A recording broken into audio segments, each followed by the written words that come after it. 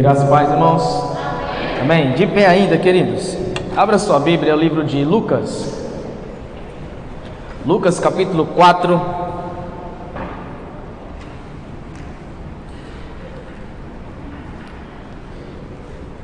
Então Jesus, cheio do Espírito Santo, deixou o rio Jordão e foi impulsionado pelo Espírito para dirigir-se às terras áridas e desertas da Judeia, onde Satanás o tentou durante 40 dias. Ele não comeu nada durante esse tempo e teve muita fome. E Satanás disse: se você é o Filho de Deus, mande que essas pedras se transformem em pão. Mas Jesus respondeu: está nas Escrituras, outras coisas da vida são muito mais importantes do que o pão. Então Satanás o levou para o alto e mostrou-lhe no momento todos os reinos do mundo. E depois lhe disse: eu darei a você todos esses magníficos reinos e sua glória, porque eles são meus para dá-las a quem eu quiser. Basta você se ajoelhar e me adorar. E Jesus respondeu: devemos adorar a Deus e somente a Ele. Assim está nas Escrituras. Então Satanás o levou a Jerusalém, a um telhado alto do templo, e disse: se você é o Filho de Deus, salte, pois as Escrituras dizem que Deus enviará os seus anjos para guardarem você e para evitarem que se despedace lá embaixo. E Jesus respondeu: as Escrituras também dizem: não tente a Deus com provas tolas. Quanto ao diabo, quando o diabo terminou todas as tentações, deixou Jesus por algum tempo e foi-se embora. Jesus então voltou para a Galileia, cheio do poder do Espírito Santo. Amém. Pode assentar, queridos. Glória a Deus. Queridos, esse texto, a história de Jesus, Deus tem me falado muito no meu coração, muitas coisas. Já tenho compartilhado com os irmãos aqui algumas coisas, nenhuma pregação diretamente nesse texto, mas há algumas coisas, algumas situações, e quando eu falo situações, eu estou falando de momentos bíblicos, da história bíblica, que muitas coisas passam saltado aos nossos olhos. Nós lemos, eu sempre tenho falado isso aqui, nós olhamos a Bíblia, lemos a Bíblia como se fosse um conto de fadas. Até mesmo a história aqui, os 3 anos e meio de Jesus, parece ser algo muito de super-herói. Jesus fez a multiplicação dos pães, com 5 pães, com alguns pãezinhos, alguns peixes. Ele alimentou uma multidão. E nós lemos isso, parece que é tão normal, parece ser algo tão simples quanto um cientista se transformar num monstro verde gigante.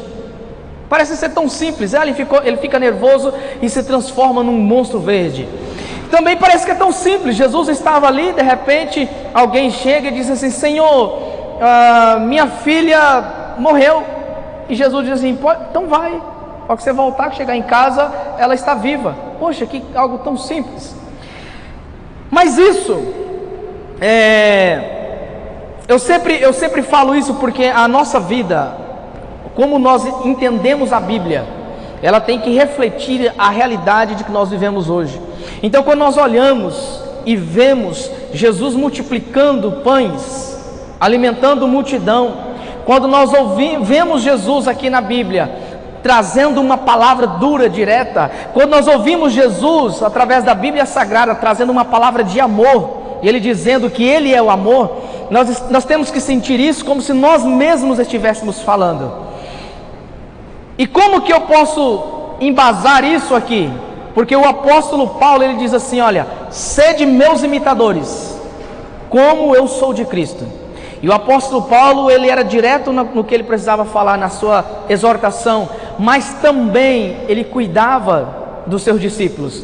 Então nós temos que trazer o texto bíblico, a história bíblica, a palavra de Deus para a nossa realidade. não somente como um super-herói, como um conto de fadas.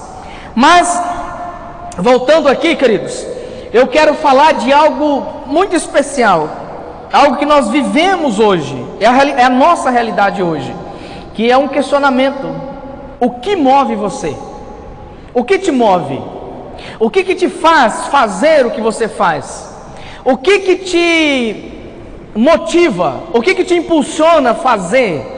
O que te faz acordar todos os dias pela manhã? Ou o que te faz, quando você acorda, você ir trabalhar? O que te faz voltar para casa no final do dia? O que te faz estar aqui hoje? Por que você está aqui hoje? Por que você casou? Por que você vai trabalhar? Por que você vai estudar? Ou seja, tudo isso numa pergunta: o que move você? O que te move? Essa é uma pergunta interessante, porque nós vivemos uma época, uma realidade de que nós somos donos de nós mesmos. Nós fazemos o que queremos. Afinal de contas, pelo menos esse é o discurso, que cada um tem o direito de fazer o que quer. Mas essa não é a realidade. Como eu já ministrei aqui em outro dia, uma pessoa que diz literalmente: eu faço o que eu quero, literalmente essa é uma pessoa que não tem o que ela quer.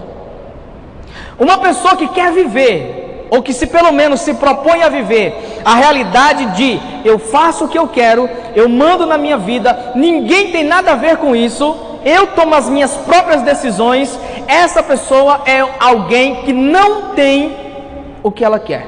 Eu dei um exemplo aqui de uma pessoa. Nós estávamos numa conversa, e ele deu um exemplo que ele presenciou um trabalhador aqui em Carlinda. Ele pegou uma obra para fazer, uma casa, e na conversa com o dono do empreendimento, ele disse: olha, sábado eu não trabalho, sábado eu não venho. Mas como assim sábado eu não venho? Você pegou a obra, tem que fazer. Não, sábado eu não vou, sábado eu vou pescar. Sábado eu vou pescar. E aí eu me questionando, não sei quem é a pessoa, não faço nem ideia, mas isso eu falo com 99 de convicção. Ele gosta tanto de pescar. Será que ele tem um barco de pesca para ele pescar? Será que ele tem uma tralha legal para pescar, um molinete? Eu não sei qual que é a tralha de pesca, é que eu não entendo. Mas se você for lá e falar assim: deixa eu ver os seus anzóis aí, qual a isca? Eu tenho certeza que ele não tem. Afinal de contas, uma pessoa que não gosta de trabalhar, dificilmente ela vai conseguir. Pelo menos eu sei que não é muito barato uma tralha de pesca. Ou seja, essa pessoa, ela está literalmente dizendo: eu faço o que eu quero, eu trabalho no dia que eu quero. Mas ela não tem o que ela quer. Se você pegar qualquer pessoa aí nessas festas, e alguém vai dizer assim: eu faço o que eu quero, eu saio com quem eu quero, tenho certeza que ele não tem a família que ele deseja ter. Então nós voltamos aqui à pergunta: o que te move? O que nos move? O que nos faz fazer o que nós fazemos? Isso tudo está atrelado a algo interessante. Por mais que nós não paramos para pensar, por mais que dificilmente nós, e eu falo nós, eu e você, mas nós vivemos por alguma coisa. Existe alguma coisa que define o porquê que você faz o que faz. Mesmo que esse porquê seja o mais absurdo possível, mas existe um porquê. Não é simplesmente porque você quer, não é simplesmente porque você decidiu fazer. Isso desde uma questão de como você foi criado, de quem você admira, de quem está do seu lado, seus amigos influenciando as suas decisões, o que está acontecendo na sua família. Se você pega um adolescente hoje que diz aí que faz o que quer, na verdade ele está sendo impulsionado pela má qualidade de vida dentro da família, dentro da casa dele. O pastor Enoque disse aqui, agora há pouco, muito bem sobre isso. Aí eu faço o que eu quero. Não, ele está sendo jogado para fora pela sua família. Nós temos que entender isso, que nós temos referenciais, nós temos algo que nos impulsiona a fazer o que fazemos. A diferença é que nós não paramos para pensar, ou nós não criamos, ou não colocamos referenciais por nós mesmos, simplesmente o referencial aparece. Eu me lembro que na minha época de escola existia um referencial ridículo chamado Restart. Bom, que ridículo que era. Eu vi gente rindo aí, com certeza estava andando de roupinha colorida, indo para a escola de xadrezinho colorido, não? Mas era ridículo, Restart. Hoje nós temos um referencial aí para a molecada, até para as crianças, chamado Felipe Neto. Pergunta se esses meninos escolheram. Foram lá na internet e falaram assim, poxa, vou ver alguém aqui, quem que eu vou seguir? Apareceu, simplesmente apareceu. Aí você diz assim, mas o que nós podemos fazer? Uma criança, um adolescente, um menino de 10 anos, ele pode muito bem decidir, entrar na internet e dizer assim, quem vai ser o meu referencial? O Neymar. Mas um menino que faz o que ele quer, faz o que quer. De repente, em véspera de um jogo, ele recebe a notícia, a menina que ele saiu, não era namorada, a menina que ele saiu estava grávida. De repente ele está agora, véspera de um campeonato mundial, ele recebe uma intimação que uma garota está acusando ele de estupro. Por que esse garoto, apesar da rivalidade, por que esse garoto não diz assim, olha, o meu referencial vai ser o Lionel Messi?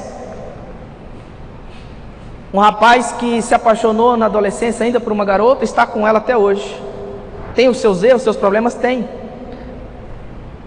Mas nós podemos escolher, ou seja, escolhendo ou não, nós temos referenciais. Nós temos pessoas que queremos ser iguais, fazemos porque alguém está fazendo, fazemos porque somos influenciados a fazer.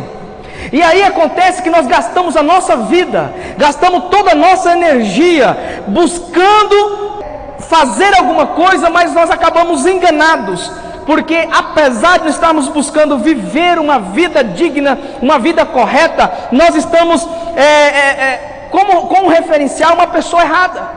Nós temos como referencial, às vezes,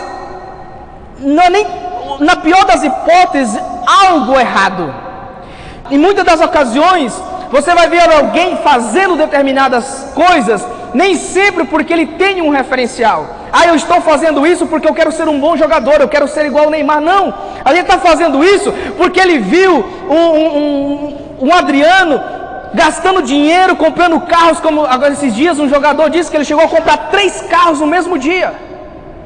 E ele deu na entrevista, ele disse, olha, eu não sei porquê, não sabia administrar, mas quando uma criança ou um adolescente vê isso, fala, poxa, eu quero ser um jogador porque eu quero ter dinheiro. Ou seja, ele não tem a referência de uma pessoa que venceu na vida, uma pessoa, um garoto com um talento como o Neymar, como o Messi, Cristiano Ronaldo, ou quantos outros, mas ele olha simplesmente o status que ele tem, ele olha o objeto, ele imagina que ele quer aquele objeto. Ou seja, pior do que ter uma pessoa errada como referencial, às vezes nós temos um objeto, uma coisa, isso move a nossa vida, isso define quem nós vamos sendo, as decisões que vamos tomando. Quantas pessoas, quantas famílias destruídas porque alguém teve um sonho de ser um grande empresário. Aí você diz, pastor, há um problema em ser um grande empresário? Não. Mas às vezes nós olhamos para a vida de Steve Jobs e pensamos, poxa, eu queria ser igual a Steve Jobs. Mas ele não tinha família. A filha dele o odiava porque ele abandonou a filha. Eu gostaria de ser como Mark Zuckerberg. Vai ver a vida dele, pelo menos agora no site do Senado nos Estados Unidos, dando explicações e pressionando ele para que ele venda a empresa, para que ele faça um monte de coisa. Não estou dizendo que ele está certo ou errado, estou dizendo a vida por trás do que nós olhamos, do que nós conhecemos. E aí eu quero perguntar para você, questionar para você, você já parou para pensar qual é a motivação da sua vida? Já parou para pensar? Quando você acorda pela manhã e tem que trabalhar e você diz assim, poxa, por que eu tenho que trabalhar hoje? Porque você tem horário para chegar? Porque você tem um patrão que vai te cobrar, se você não for, vai te ligar? Por que você vai trabalhar? Quando você está se arrumando para vir para a igreja, você se pergunta, por que eu estou indo para a igreja? Há uma charge na internet interessante aí de uma pessoa que ele vai trabalhar e ele se questiona, por que eu estou trabalhando? Aí outro dia, por que isso, por que aquilo? De repente ele chega em casa, vem a filhinha dele correndo para abraçar e fala, poxa, eu lembrei por quê de tudo isso. É por causa dela. Por que nós fazemos? Por que você faz? Qual que é a sua motivação? Para quem que você faz? Por que que você faz? E aí isso é interessante porque aquilo que move você, a razão, o motivo para você fazer, independente do que seja, o que te move, ele vai te moldar. Ele vai definir como você é. Se você pegar qualquer pessoa que admira alguém, ele vai se tornando semelhante a esse alguém. Isso em todas as esferas. Se você pega um cantor que admira um determinado cantor, ele vai cantar, ele canta igual. Se você pegar um pregador que admira um determinado pregador, ele vai começar a pregar igual. Se você pegar alguém, um político, um artista, quem é que seja, ele vai começar a fazer igual. Ou seja, aquilo que te move, o motivo de você fazer qualquer coisa, isso vai definindo você. Quer ver um exemplo trágico? Quantos pais ou mães que você conhece, que trabalham, e eles dizem assim: estou fazendo isso para os meus filhos. Mas na verdade, os filhos deles estão nas drogas, ele não sabe aonde que os filhos deles estão às 3 horas da tarde. Eu tenho certeza que você conhece alguém assim. Na verdade, o que está movendo essa pessoa não é o filho, está movendo, o que move ele é outra coisa. Porque o que move essa pessoa realmente fosse o filho, ele faria, como eu disse aqui, acho que domingo passado, ou na quarta passada, não me recordo, de um gestor, ele entrou numa empresa e logo quando ele chegou, ele recebeu uma orientação da pessoa que ele estava substituindo, e falou assim: olha, tem fulano de tal ali, eu ia demiti-lo, mas por causa dos processos, burocracia, eu não consegui, já estou saindo, mas você demite ele já. Ele falou: tudo bem. No primeiro dia que ele assumiu, ele chegou, chamou o funcionário e disse assim: olha, eu quero saber como que você está, eu acredito que você conhece melhor do que eu a política da empresa. A empresa preza por alguém, pelos funcionários que querem crescer, a empresa prega os funcionários vestirem a camisa, e eu quero saber de você como que é. Ele falou: olha, eu estou aqui, gosto do meu trabalho. Ele falou: tudo bem, se eu te promovesse hoje, eu estou pensando, recebi uma orientação para promover você. E ele já falou assim: olha, não dá certo. Ah, mas por que você não quer a promoção? Eu falei: é porque é o seguinte, vai ser bom, um salário melhor, só que nessa função acima minha, eu vou ter que esperar todo mundo sair, eu tenho que fechar a empresa, eu tenho que ficar aqui fazer relatório, eu vou ter que viajar, e isso vai me tirar o tempo com a minha família. Então eu saio daqui, eu já vou direto para casa, eu quero estar com a minha família, eu vou ter que viajar, eu não quero viajar, não quero deixar minha família. Então no lugar que eu estou, apesar do salário ser menor, mas isso aqui supra a minha necessidade e atende às minhas expectativas da minha família. E essa pessoa, ela escrevendo no LinkedIn, ela diz assim: hoje, depois de mais de 10 anos, essa pessoa continua fazendo a mesma coisa, mas ele nunca chegou atrasado, ele nunca deu uma desculpa para faltar no trabalho dele. Enquanto outras pessoas que se diziam vestir a camisa, comprometida, inventam um monte de motivos, atestados falsos, diploma falso. Ou seja, o que é que move? 100% de certeza, o que movia esse funcionário era a família dele. Ele tinha que trabalhar, mas ele não abria mão de nada em troca da família. Nem para ter um salário melhor, nem para poder colocar a filha numa escola particular, nem para poder comprar uma bicicleta para a filha. Ele falou: não, eu quero estar junto, eu quero estar presente. Ao invés da bicicleta, eu vou correr com ela no parque. Ao invés de colocar numa escola particular, eu vou fazer as atividades da escola junto com ela. Isso não impede de você querer fazer isso, de eu querer fazer isso, mas as nossas motivações nos moldam. Nós temos que ter isso bem ciente. O que nos move, nos molda. E aí um determinado pregador disse que ele diz o seguinte: o que você é, o que você adora. Você é o que você adora. E a Bíblia nos embasa isso quando ele diz assim: ó, aonde está o teu tesouro, aí também está o teu coração. Aonde é que está o seu tesouro? Ou seja, o que é que te motiva? O que é importante para você? Às vezes nós mascaramos. Um pai, uma mãe, ele mascara, fica até tarde em casa para dizer que quer dar uma vida melhor para a família. Mas enquanto ele está trabalhando para dar uma vida melhor, para dar para ela comer carne todos os dias, ela está lá na casa. A criança, o filho está lá: cadê meu pai? Eu estou dizendo esse exemplo porque é algo mais presencial para nós, mas você já consegue entender que às vezes nós mascaramos, nós inventamos desculpas para fazer algo, quando na verdade o que está nos movendo, o que está nos motivando é muito diferente daquilo que às vezes nós mesmos acreditamos ser. Aí nós temos que ter muito cuidado, porque nós não percebemos, mas se nós filtrarmos, nós vamos ver que cada palavra que nós falamos, como você avalia, que nota você dá para um pai que diz preocupado com os filhos, mas que ele fala palavrão na frente dos filhos?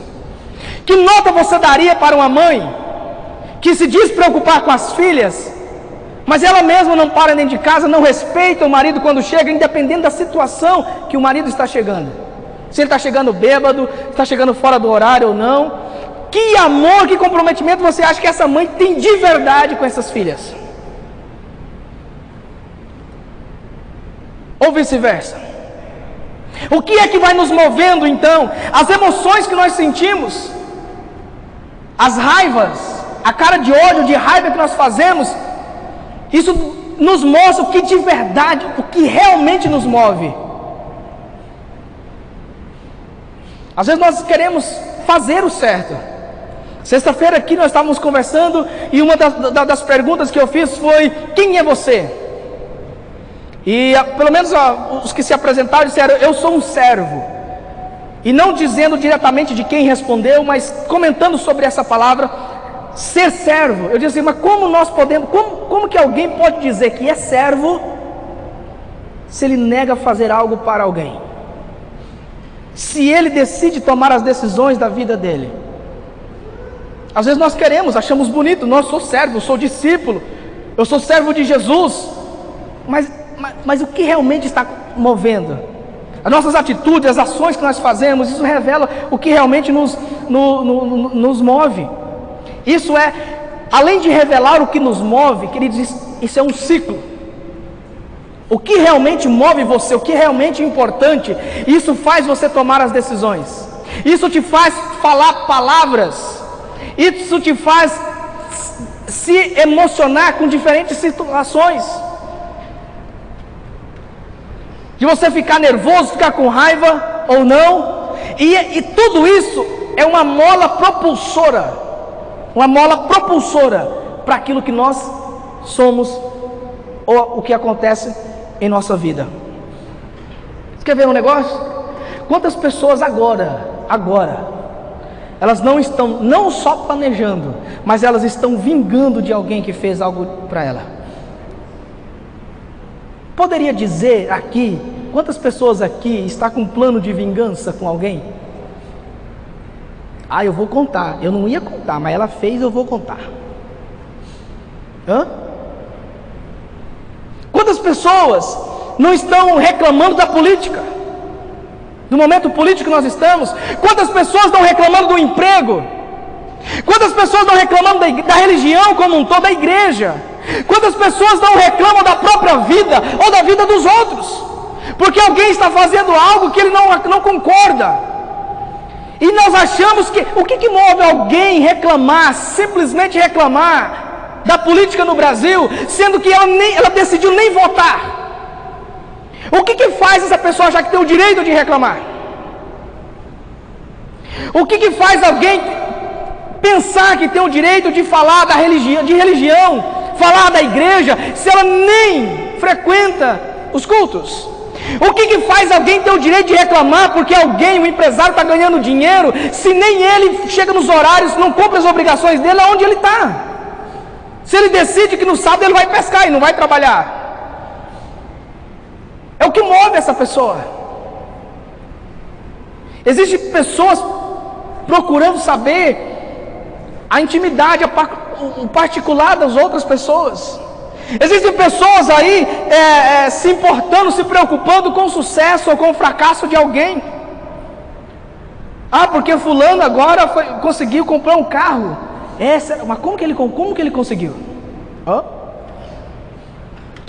Mudou de casa.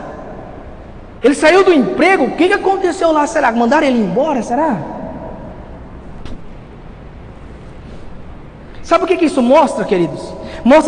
Isso mostra apenas o porquê que essas pessoas vieram. Elas vieram para quê? Elas estão aqui por quê? Elas estão aqui simplesmente dizendo: eu sou vingativo, eu sou fofoqueira, eu sou crítico, eu sou invejoso, eu sou isso. Ou você acha que uma pessoa que está preocupada se o cara comprou o carro, deixou de comprar, mudou de casa, saiu do emprego, foi mandado embora, ela quer o quê? Ou alguém que está criticando algo que ele mesmo decidiu não fazer parte, ou mesmo fazendo parte, ele decidiu não colaborar, não contribuir com nada. Acontece, queridos, que tudo isso, esse mindset, essa mentalidade, isso simplesmente aumenta, vai aumentando. Quanto mais alguém reclama, ele quer reclamar mais. Quanto mais alguém fofoca, fala de alguém, ele vai falar mais. Porque foi para isso que ele veio. Pelo menos ele está se mostrando dessa forma. Ele se sente bem. Isso vai aumentando. Isso aumenta, só que isso também vai desgastando, vai fragilizando essa pessoa. Vai esgotando. Isso vai tirando a energia, isso vai tirando a possibilidade dessa pessoa ter uma retomada. Isso vai tirando a possibilidade, a capacidade de alguém chegar e dizer assim: poxa, eu quero mudar. Como que alguém, eu vou usar a nossa realidade aqui, como que alguém que falou tão mal da igreja, de repente chega aqui e diz assim: cheguei, estou aqui cultuando. Como que alguém falou tão mal de você, vai poder chegar para você e dizer assim: poxa, me ajuda aí, você pode me ajudar com algum, eu estou precisando de uma ajuda. Como que alguém falou tão mal do emprego, saiu falando mal, como que ele pode chegar no outro emprego, como que ele vai ter uma referência? Ou seja, cada vez que nós vamos fazendo, isso vai nos fragilizando e nos impossibilitando de ter uma retomada. E acontece que o Satanás, ele sabia muito bem a situação que Jesus estava vivendo ali. E ele chega nas três coisas, acredito eu, nas três coisas que era ali primordial para Jesus. Jesus já estava um tempo, 40 dias, sem comer. O Satanás chega e diz assim: olha, está com fome? Você pode transformar essas pedras em pães. Jesus havia descido do céu, deixado toda a sua glória. Então ele leva Jesus ao monte e diz: olha, toda essa glória pode ser seu. Você pode receber tudo isso, você pode ser dono de tudo isso, os reinos, tudo pode ser seu. E de repente ele leva Jesus até o telhado do templo e diz: olha, pula lá embaixo, porque Deus vai mandar os anjos te proteger. O Satanás estava dizendo assim: já que agora então você não é Deus, você não pode fazer com nada, pula lá que Deus vai fazer, já que você não pode fazer. Satanás, ele pensou que podia direcionar os propósitos de Jesus. Satanás pensou que ele podia pegar Jesus e ser referência para Jesus, que ele poderia ser o guia para Jesus. Mas acontece que Jesus, ele estava muito bem, ele sabia muito bem de quem ele era, do que ele tinha que fazer. Quando nós sabemos quem nós somos, quando nós sabemos o que precisamos fazer e temos convicção do que nós temos que fazer. Neemias, quando ele vai reconstruir os muros, ele está trabalhando e de repente aparecem os invejosos, e eles tentaram de todas as formas tirar Neemias do propósito dele. Usaram até as mesmas coisas, as mesmas estratégias que Neemias usava. Neemias, com certeza, ele chegou ali, motivou o povo, lançou a visão, mas todos os dias Neemias ia orar. Todos os dias Neemias juntava o povo para falar com Deus. De repente chega lá o Tobias, o Sambaia, e diz assim: ei, vamos orar também, nós viemos aqui para orar. Ah, vocês querem orar? Só que vamos orar lá no vale. Neemias falou assim: não, mas peraí, eu tenho um propósito aqui, eu tenho uma missão, eu tenho uma obra para fazer. Como que eu vou largar aqui para ir orar com você lá no monte, lá no vale? Nós oramos todo dia aqui, nós reunimos, nós estamos orando. Por mais que seja só meia hora, você está querendo orar o dia inteiro lá, nós aqui é meia hora, mas nós estamos orando meia hora só porque nós temos um propósito, nós estamos trabalhando. E quando isso não deu certo, eles foram no sacerdote. O sacerdote chama o Neemias e diz assim: olha, Neemias, eu fiquei sabendo que o pessoal aqui quer matar você. Ele falou: eu também estou sabendo desse negócio aí, eu estou meio esperto. Ele falou: então olha, eu tive uma revelação de Deus, para você se esconder dentro do templo, no Santo do Santo. O Neemias falou: mas espera aí, no Santo do Santo não é proibido entrar? Quem entra no Santo do Santo é só o sumo sacerdote. Eu não sou o sumo sacerdote, eu só tenho uma obra, um propósito, mas eu não sou o sumo sacerdote. Não, mas você entra porque ninguém vai entrar, então você fica escondido. Eu falei assim: não, isso é a armada do Satanás, eu não vou. Isso por quê? Porque o Neemias sabia que ele era, eu não sou o sumo sacerdote, e ele sabia o que ele tinha que fazer. Ele falou: não, eu não posso me esconder também não, porque amanhã cedinho eu tenho que estar no batente. E aí o apóstolo Paulo, lá em 2 Coríntios capítulo 5, versículo 15, olha o apóstolo Paulo dizendo quem é a nossa referência. Jesus morreu por todos. Coloca: Jesus morreu por todos, para que os que vivem não vivam mais para si, mas para aquele que por eles morreu e ressuscitou. Quando nós vivemos para Cristo, quando o que nos move é Cristo, nós temos uma direção. O apóstolo Paulo, ele diz assim: olha, eu estou seguindo para o alto, porque é lá o meu propósito. Tudo que já passou fica para trás. Pastor, então quer dizer que eu tenho que pensar só em Jesus, em Deus, em céu e igreja? Não. O apóstolo Paulo estava dizendo assim: olha, o meu alvo é Cristo, eu fui chamado para ir a Cristo.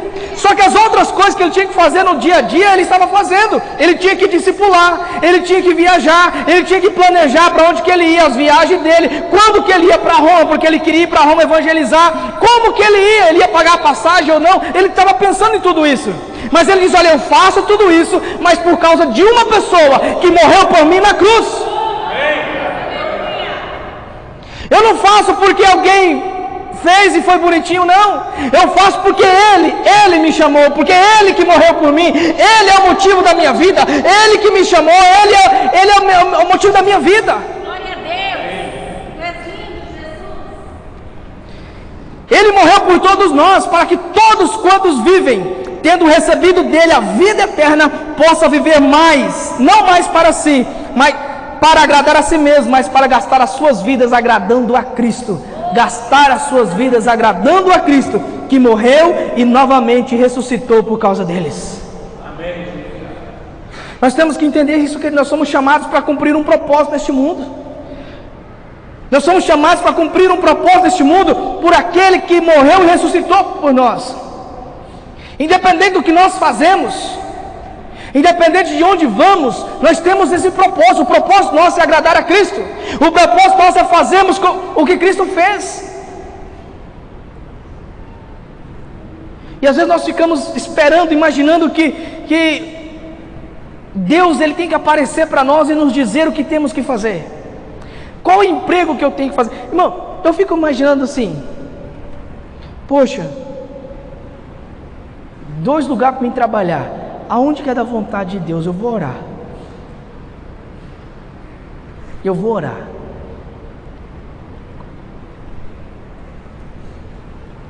Vocês imaginam assim: a pessoa recebe uma proposta de emprego, de trabalhar numa serraria, de trabalhar no mercado. Aonde que é a vontade de Deus de trabalhar? Aonde ele ganha mais ou onde ele ganha menos? Aonde ele vai ser o coordenador do pátio ou ele vai ser o caixa? Aonde é a vontade de Deus? Pelo menos que a Bíblia diz que a única revelação está na Bíblia e não existe mais nenhuma revelação. Lá na Bíblia não tem nada falando disso. Não tem nada. A não ser que em algum desses lugares aí o patrão te exija fazer alguma coisa errada.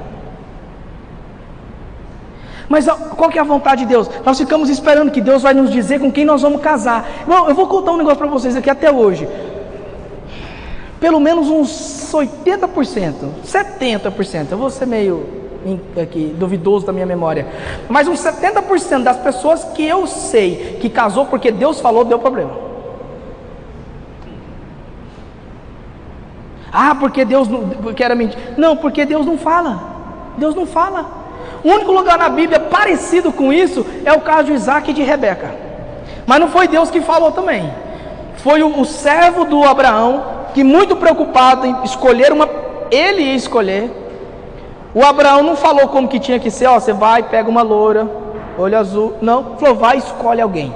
Porque ele confiava no poder de decisão, de escolha do servo, porque ele conhecia, era como se fosse o filho dele, ele podia mandar o Isaac. Ele falou, não, eu vou mandar o meu servo, ele vai escolher alguém como se fosse eu escolhendo. E não foi Deus, ele simplesmente falou assim, Senhor, manda alguém, eu não quero errar, me ajuda aí eu não errar, simplesmente isso, só isso. Então, queridos, o propósito para nós é nós entendemos o que Deus tem para nós, o propósito de Deus para nós. O que você vai conseguir? Você vai conseguir cumprir o propósito de Deus sendo um caixa de supermercado? Você vai conseguir cumprir o propósito de Deus sendo um açougueiro lá no supermercado? Você vai conseguir cumprir o propósito de Deus sendo um empresário? Você vai conseguir cumprir o propósito de Deus aonde você estiver? Aleluia. Deus não chamou ninguém para ser um açougueiro. Deus não chamou ninguém, não. O propósito de Deus é nós cumprirmos a vontade dEle, é nós sermos servos dEle, parecidos com Ele. Amém. E a única coisa que, se você quiser comparar, Jesus foi carpinteiro, Jesus não foi mais nada. Se é para ser igual, então todo mundo tinha que ser carpinteiro. Mas o que Jesus está dizendo aqui? Olha lá no Efésios 5, o apóstolo Paulo ainda diz assim, ó, rapidinho lá: siga o exemplo de Deus. Como que nós vamos seguir o exemplo de Deus? Olha lá, siga o exemplo de Deus. Como que Deus fez? Deus casou com quem? Ele trabalhou em quê? Ele conversa com quem? Como que é os amigos de Deus? Siga o exemplo de Deus em tudo quanto fizeres. Como? Como uma criança muito amada, que imita o pai. Aí, fazendo uma comparação aqui, uma menina, minha filha, ela quer fazer tudo o que eu faço. Ela foi na obra esses dias, ela decidiu que agora ela quer trabalhar em obra, em construção. Que ela viu, achou bonito lá os caminhões, o trator e um monte de terra e que as coisas. Mas por que ela quer ser? Porque é amada. Olha lá, sejam cheios de amor uns pelos outros. Como nós devemos imitar a Cristo? Como que você vai cumprir o propósito de Deus aonde você estiver? Sejam cheios de amor pelos outros, seguindo o exemplo de Cristo, que amou vocês e se entregou a Deus como sacrifício, a fim de tirar os seus pecados. Que não haja pecado sexual, impureza ou ganância entre vocês, que ninguém seja capaz de acusá-los de qualquer coisa dessas aí. As histórias sujas, as conversas indecentes e as brincadeiras inconvenientes, essas coisas não são para vocês. Ao invés disso, relembrem uns aos outros a bondade de Deus e sejam agradecidos. Saiba disto, o reino de Cristo, o reino de Deus nunca será de alguém impuro ou ganancioso, pois a pessoa gananciosa na realidade é idólatra, ama e adora as coisas boas dessa vida mais do que a Deus. Não se deixe enganar por aqueles que fazem essas coisas, que cometem esses pecados, porque a terrível ira de Deus está sobre todos aqueles que os fazem. Não andem nem mesmo na companhia deles.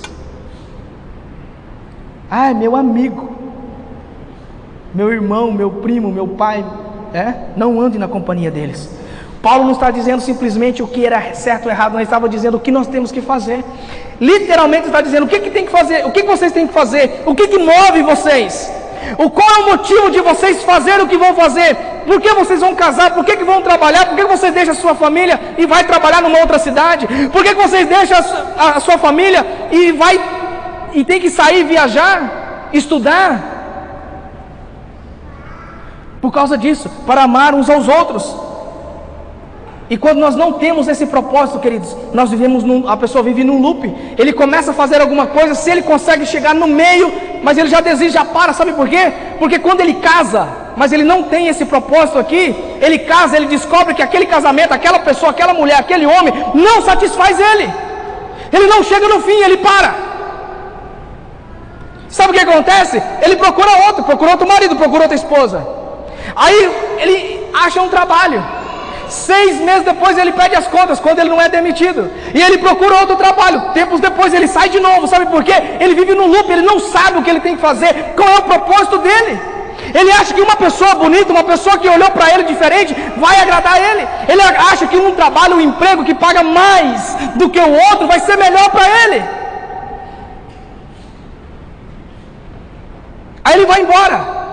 Passa 2 anos, ele está de volta na mesma cidade. Não há evolução, não há crescimento. Você quer ver alguém fora do propósito de Deus? Você olha alguém que há 10 anos faz a mesma coisa. A mesma coisa. Ele não conseguiu evoluir nada, ele não aprendeu nada. Ah, mas ele aprendeu, fez faculdade, mas continuou fazendo as mesmas besteiras, os mesmos erros. E para terminar aqui, Salmo 1, olha o que diz o Salmo 1, isso é lindo. Salmo 1 é lindo. Eu vou ler aqui na versão viva. Olha que lindo o Salmo 1. Como é feliz o homem que não vai atrás da opinião das pessoas desligadas de Deus, dos ímpios, que não fica à toa na companhia dos pecadores, nem participa das rodinhas onde fazem pouco caso de Deus. Por quê? Porque as pessoas, vai lá, o próximo slide, versículo 4. Porque as pessoas desligadas de Deus, os ímpios, vivem sem direção e sem segurança, como um pedaço de palha soprado pelo vento, vive um loop. Faz um negócio hoje, vai amanhã, mas aí já desiste, já começa outro, e está sempre começando um negócio, nunca termina o que ele faz, nunca chega no final, ele nunca consegue se realizar, ele nunca consegue ser feliz, porque ele está fazendo algo que não é para ele fazer, ele está fazendo algo que Deus não criou ele para fazer, e nada do que ele fizer vai satisfazer, vai trazer alegria, vai trazer felicidade.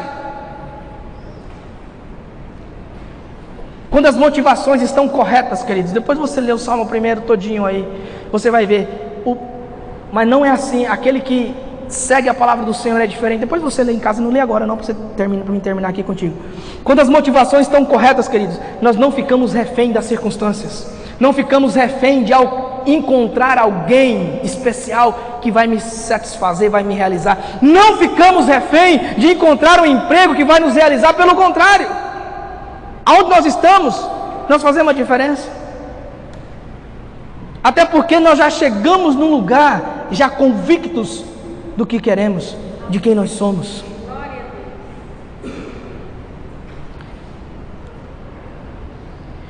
O que você está fazendo hoje, o que você faz hoje, onde você trabalha, por que você está lá? O seu casamento, por que você está casado? Por que você está com essa pessoa? Pastor, descobri que eu casei errado. O negócio não é você casou errado, não é o lugar que você está ser errado. O negócio é que você não está fazendo o que Deus fez para você fazer. Você não está amando. Todos esses pecados que nós falamos aqui, talvez e tantos outros, isso faz parte da sua vida, e você não consegue viver o propósito de Deus. O que é que move você? O que te move? O que te faz fazer o que você faz? Você muda de um lugar para outro porque fica triste, decepcionado, ou quando você se decepciona, a primeira coisa que vem na tua cabeça é mudar, é trocar. Se essa é o que move você, tenha certeza, você não está no propósito de Deus. O que eu preciso fazer então? O que Deus faria? O apóstolo Paulo diz aqui, sejam imitadores de Deus. Como? Como que nós podemos fazer igual a Deus? É impossível. Minha filha não vai conseguir fazer o que eu faço hoje. Minha filha, mas ela fica toda feliz. Eu chego em casa, tiro o colete reflexivo, coloco nela, o capacete coloco nela, ela fica toda feliz. Sabe por quê? Porque ela está me imitando. Ela não faz o que eu faço do mesmo jeito, mas ela está olhando para mim e dizendo: eu quero ser igual ao meu pai, quero ser igual à minha mãe. Você tem que fazer assim como com Deus, amar as pessoas como Deus amou. Amém? Deus abençoe, queridos, que essa palavra te leve a direções, a motivações corretas, e que você cresça em nome de Jesus. Amém? Deus abençoe.